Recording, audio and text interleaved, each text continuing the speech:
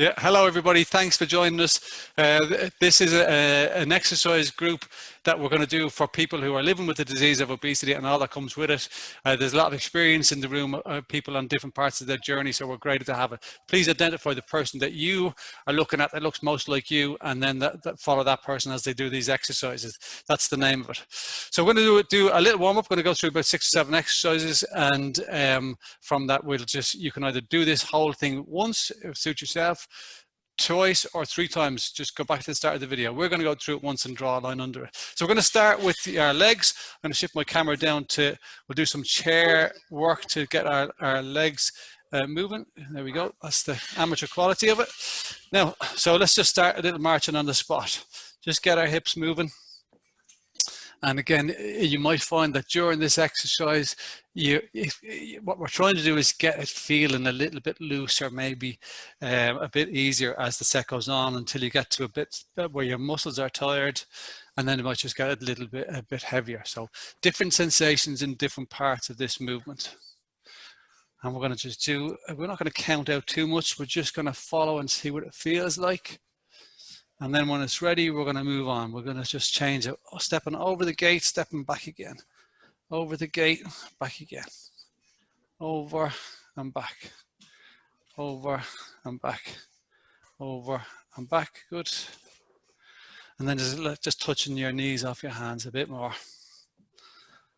You can put a little resistance on your hands or pushes up harder into them. And then a little bit of toe touching. So you're not going to touch your toes.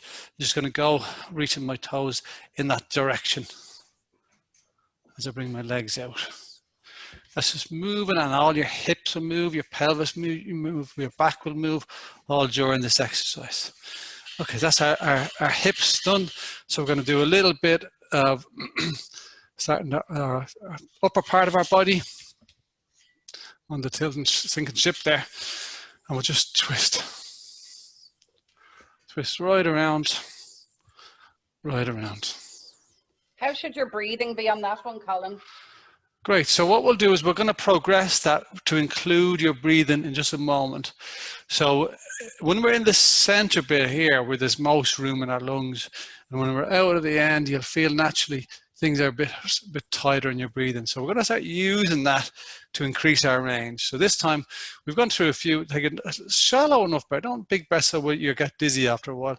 So just a little enough breath, but breathe out all the way there towards the end, and let your breath recover as you go to the middle, and then breathe out again. Back in here again, reinflate, but not big breaths, just breathe out. Wringing, it's like you're wringing the towel out. You're just squeezing all the air out of that lung and getting a bit further.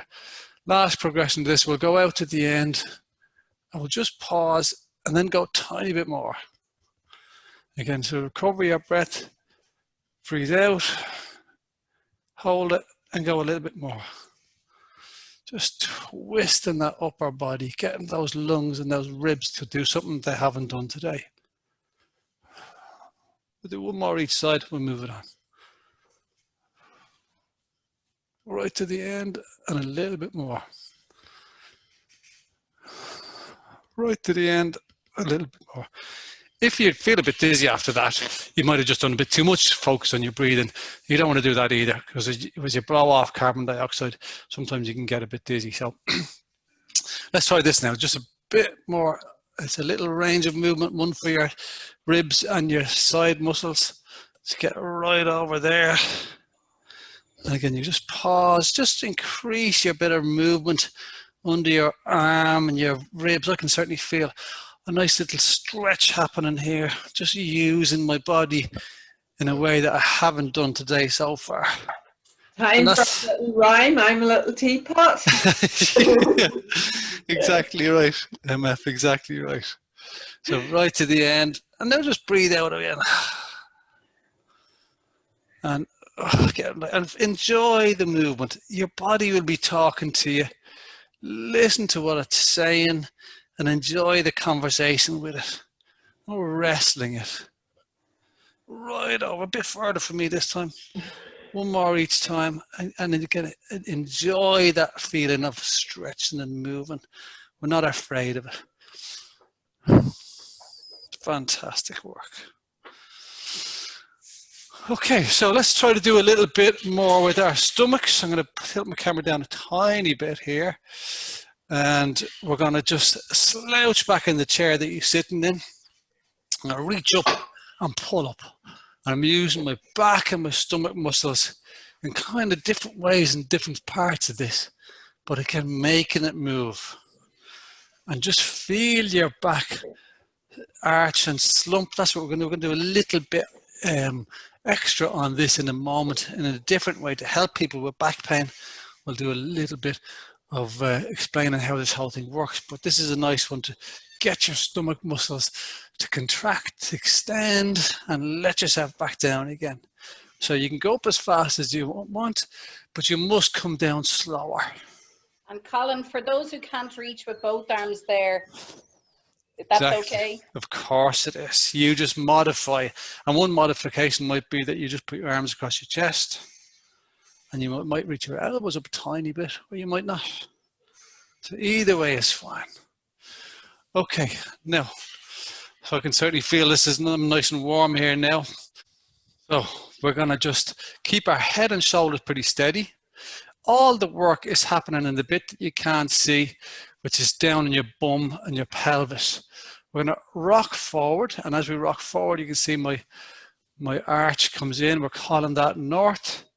We're gonna sit back on our tailbone. Our pelvis goes that way, moving, our back moves that way. Call that south. That is about all your back does. And it's not that much, sure it's not, for something that can give us a lot of trouble. So this is about training that movement, training your mind and your back to be able to control what it does in that movement. So we are just getting through the movement first. Some people might find that they've got pain when they get to this spot. Well, the answer for that is stop before it. Just go up to the door, but don't go in. Because actually what we want to do, focus on with this exercise, is getting better at finding the middle spot between those two. So if that was north and that was south, the most important thing is we know where home is. Home is in the middle. Colin, for people who sit on the laptop a lot, is this very helpful? Because I find when I'm going north there now, it actually feels really good on my back. It feels like I needed to stretch that. Yeah, well, that's exactly right. And that's probably because as we sit and we get focused on the task in front of us, like on a computer, the body just relaxes into that. And that's a natural kind of relaxed space. There's nothing wrong with that posture. The only problem with that posture is when you get stuck there and you stay there for too long. The body's a machine that wants to move.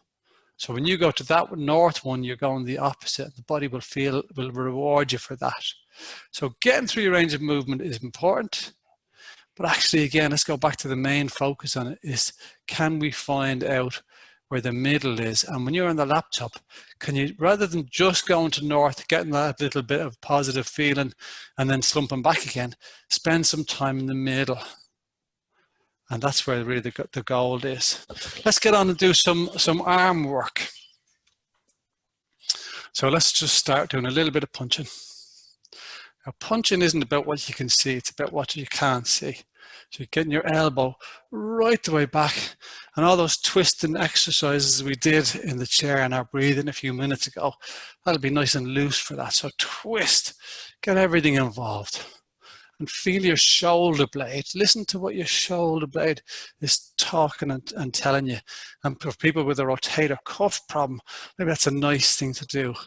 It's your foundation for movements of your arm is your shoulder blade. So getting that shoulder blade contracted and squeezed back behind you. So it's not really about my fists. It's about what I can't see, my shoulder blade. Get it. Colin, I'd love to know who Maura is thinking about that she's punching there. There's a few on Maura's list, I'd say now. It's great for my back. Great, good. You can feel that nice warm movement as you do it.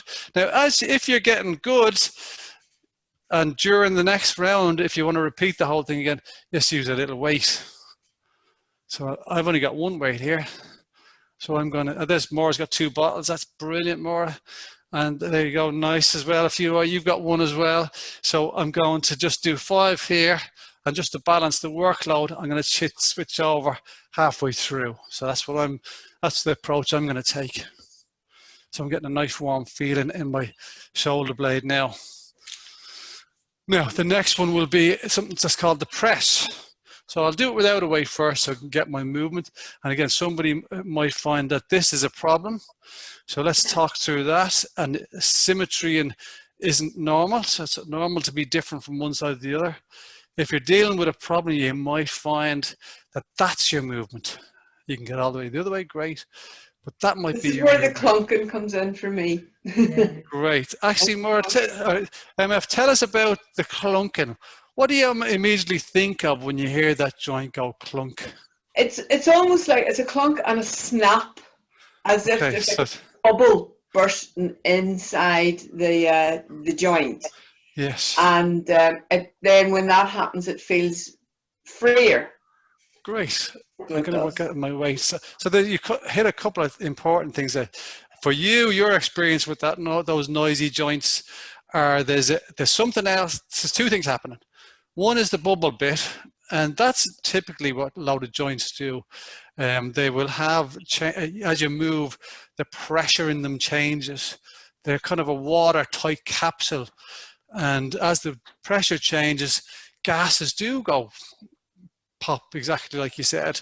And it can feel like there's a bit more room to move afterwards. Sometimes it might even affect muscles the way they're sitting. The other bit is, sometimes I'm hearing now, is a repetitive thing where it's like a little snap on my fingers, like that. Yeah. And sometimes that can be one tendon flopping over another, or occasionally the problem becomes when you interpret that as a danger.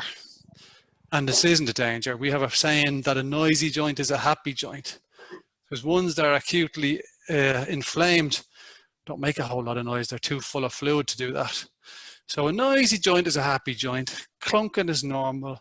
There's a few different ways that noise is generated, but very rarely is that anything to worry about. In fact, just welcome it. Would that ever change that noise? Yeah. Sometimes it does. Yeah, but I mean, it go away at any stage. Probably not, won't go away. As you know, we tend to pick up little rattles as we go through life, but all benign. So yeah, I suppose it's just little passengers you pick up.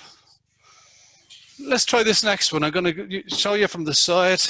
I'm going to bend and push down and back again. So I'm going to bend, push, down, back again. And I'm going to do kind of 5 each side. If you've got 2 weights, you can go 1 up, 1 down, like you can do kind of that. Up to you. Let's change on the other side. I love the fabric conditioner we have there as a weight, Colin. Yes, that's a really inventive. It's some really nice inventive things there for everybody. So well done.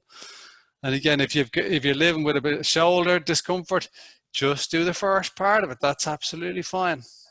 Okay, we'll put the weight down for a minute. And we'll do a little bit of this. So I'm reaching right out and I'm flapping.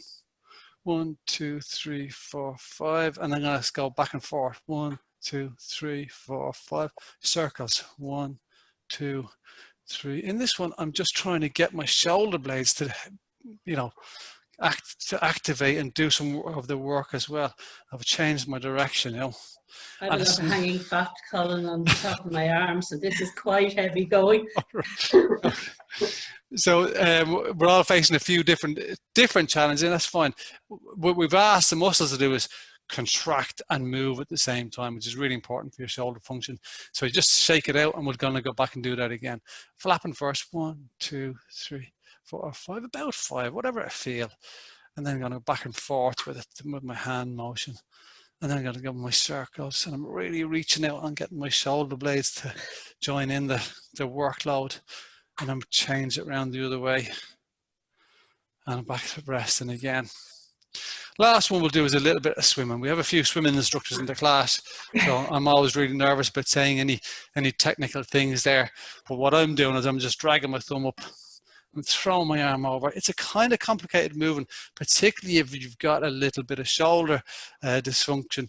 So do it as slowly as it feels you've got control over. We're doing lots of things here, so just do the bit that you feel control, and maybe just imagine that you're swimming. Bring your brain to a different place. A nice bit of freedom. Okay, and we'll rest. Alan, this has been fantastic. Thank you very much, and we really look forward to the next session. Thank you. Thanks, everybody. Thank you. Thanks very much.